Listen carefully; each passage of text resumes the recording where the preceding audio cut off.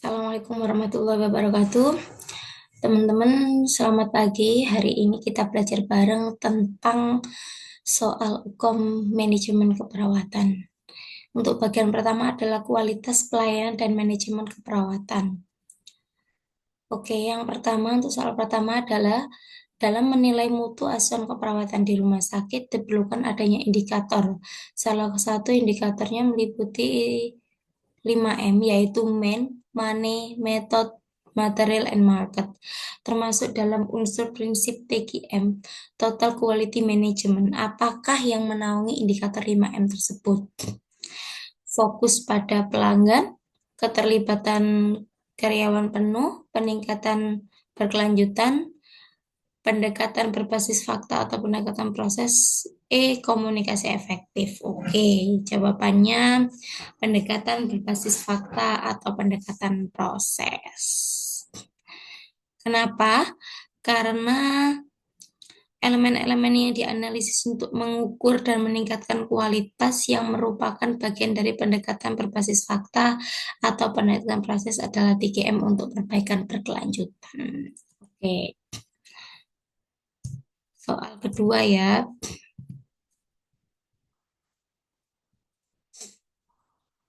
Hasil pengkajian panti sosial didapatkan hasil bahwa untuk menginformasikan panti sosial tersebut melalui pertemuan Ibu PKK dan brosur tentang keberadaan panti sosial, sehingga masyarakat mengetahui keberadaan panti sosial. Manakah yang termasuk unsur-unsur manajemen yang terkandung dalam kasus di atas? Pertanyaannya itu, manakah unsur manajemen? Oke, kita bold ya. Menginformasikan panti sosial tersebut melalui pertemuan. Fungsi apa manajemen di sini? Controlling atau pengawasan evaluasi staff. Oke.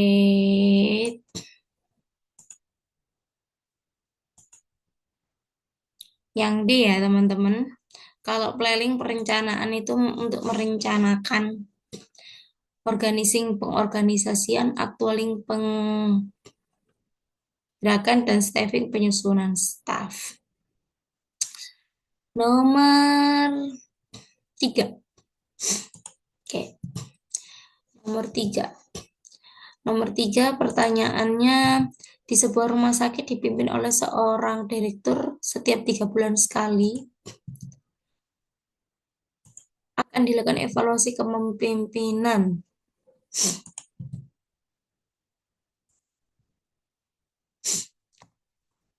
Akan dilakukan evaluasi kepemimpinan yang dinilai dari karyawan dan hasilnya bernilai positif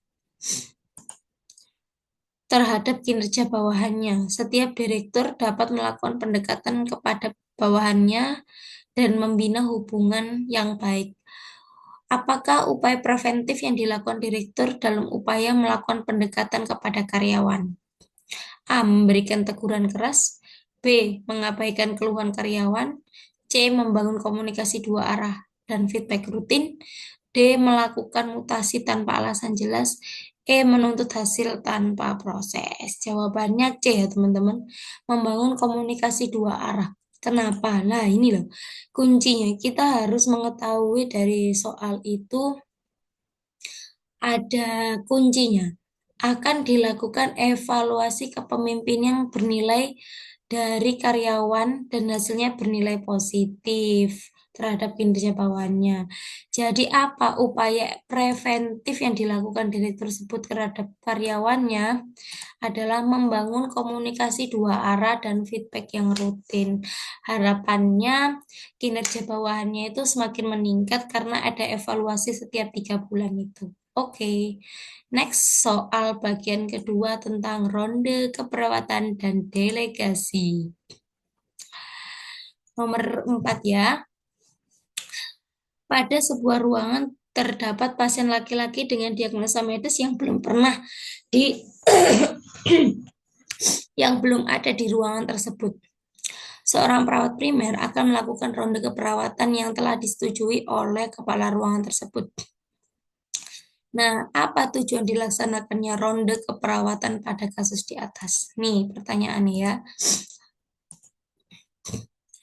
Satu, meningkatkan beban kerja, enggak mungkin. Melakukan evaluasi kinerja, oke lah. Menyelesaikan masalah pasien dan merumuskan rencana asuhan, mendiskusikan masalah pribadi perawat, enggak mungkin. Mempersingkat waktu perawatan pasien. Yang benar adalah menyelesaikan masalah pasien dan merumuskan rencana asuhan. Jadi, kita poinnya dari soal ini adalah tujuan dilaksanakan ronde keperawatan.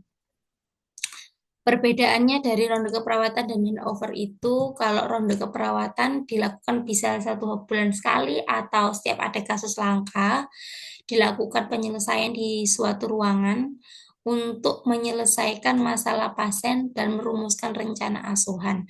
Harapannya permasalahan pasien itu dapat diselesaikan.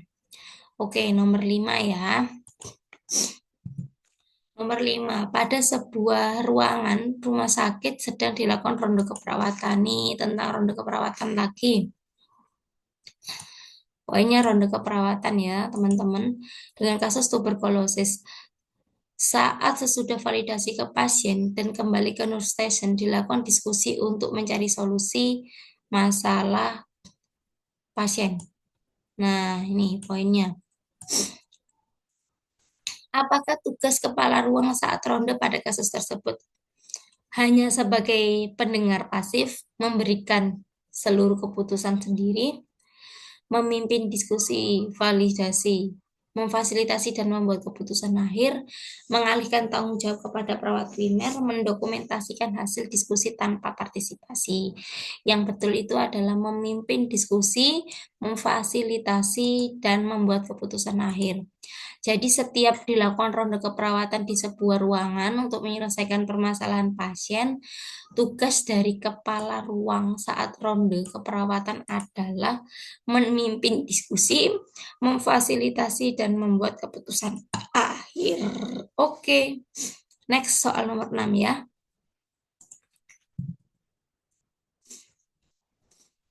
Pada sebuah ruangan terdapat pasien yang telah melakukan evaluasi pemberian asuhan keperawatan yang belum tercapai tujuan. Perawat Pinmen merencanakan untuk menyelesaikan permasalahan ini dengan melibatkan tenaga kesehatan yang terkait dengan kasus tersebut. Siapakah yang berhak memberikan masukan untuk perbaikan asuhan keperawatan di atas? Oke. Yang pertama adalah hanya perawat primer. B. Hanya dokter yang merawat, semua tenaga kesehatan yang terkait atau tim multidisiplin. D. Hanya kepala ruangan. E. Pasien dan keluarga saja. Jadi pertanyaannya, poinnya adalah siapakah yang berhak memberikan masukan untuk perbaikan asuhan keperawatan pada kasus tersebut. Jadi untuk evaluasi pemberian asuhan keperawatan yang belum tercapai tujuannya sebelumnya, kita melibatkan semua tenaga kesehatan yang terkait atau tim multidisiplin. Boleh dokter, boleh gizi, boleh apoteker. Kalau memang tidak bisa diselesaikan, bisa melibatkan tim MPP. Seperti itu. Nomor 7. Setelah kepala ruangan bedah memberikan delegasi kepada ketua tim untuk menentukan metode pemberian asuhan keperawatan profesional. Tetapi ketua tim tidak dapat melaksanakan tugas tersebut. Nah, inilah poinnya. Tetapi ketua tim tidak bisa melakukan tugas tersebut. Ini soal tentang delegasi ya. Dengan baik. Apakah langkah yang diambil oleh kepala ruangan? Nah, apa langkah yang baik yang diambil oleh kepala ruang? Memarahi ketua tim, tidak mungkin. Mengambil kembali semua tugas ya Anda. Nih, melakukan bimbingan, supervisi, dan identifikasi penyebab kegagalan, mendelegasikan tugas tersebut kepada para pelaksana lain, mengabaikan masalah tersebut. Tidak mungkin ya. Jawabannya C.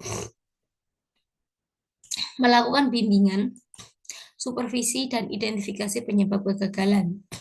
Jadi saat kepala ruangan mendelegasikan tugas kepada ketua tim atau katim dalam ruangan itu, bila katimnya itu tidak dapat melaksanakan tugas tersebut.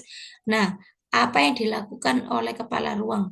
Melakukan bimbingan, kepada Kadin tersebut. Kenapa kok gagal melakukan delegasi tersebut? Kemudian mensupervisi dan mengidentifikasi penyebab kegagalan untuk mencapai tujuan yang diharapkan. Oke, next soal nomor 8 ya. Perawat primer sedang mendampingi perawat asosiat dalam memberikan injeksi intravena nih kepada pasien. Sebelum selesai injeksi, jarum terlepas. Waduh, ini permasalahannya. Jarum injeksi terlepas dari vena pasien dan pasien menangis melihat darah keluar dari bekas tusukan. Oke, ini masalahnya ya. Bagaimana tindakan yang dilakukan oleh perawat primer? Oke, yang pertama yang pasti kita lihat soalnya. Bagaimana tindakan yang dilakukan oleh perawat primer? Oke, mengabaikan kejadian tersebut tidak boleh. Meminta perawat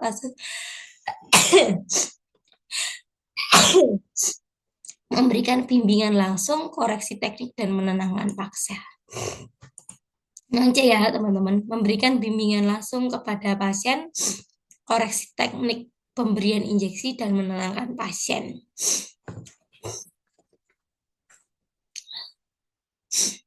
Yang diri melaporkan langsung ke kepala ruang untuk hukuman ini tidak menyelesaikan masalah. Ya ini malah nggak etik banget. Membiarkan pasien menangis ini tidak boleh ya teman-teman. Yang paling tepat itu memberikan bimbingan langsung kepada perawat asosiat.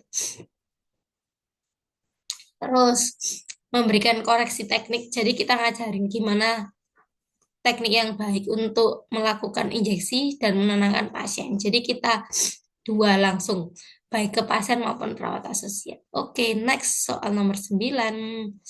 Apa ini? Seorang perawat profesional memiliki wewenang dan tanggung jawab dalam mengelola kegiatan pelayanan perawatan suatu rawat inap. Apakah jabatan yang paling sesuai dengan deskripsi tersebut? Wewenang nih deh. Memiliki wewenang dan tanggung jawab mengelola kegiatan, gampang ini. Kepala ruangan. Oke, guys.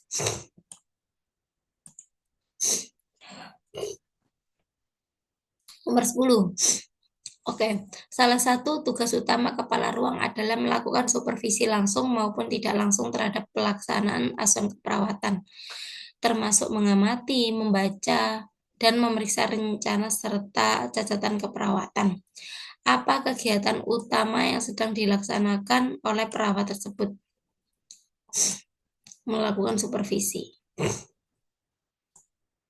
Supervisi keperawatan. Oke, guys. Melakukan supervisi ini langsung maupun tidak langsung. Karena supervisi itu dibagi menjadi dua, yaitu supervisi langsung dan tidak langsung. Kalau langsung itu langsung berhadapan dengan manusianya, kalau tidak langsung itu dilakukan terhadap dokumentasinya. Oke, sekian dulu belajar bareng kita tentang soal manajemen keperawatan. Next kita belajar tentang keperawatan apalagi, soal-soal hukum agar kita lebih kompeten. See you next time. Wassalamualaikum warahmatullahi wabarakatuh.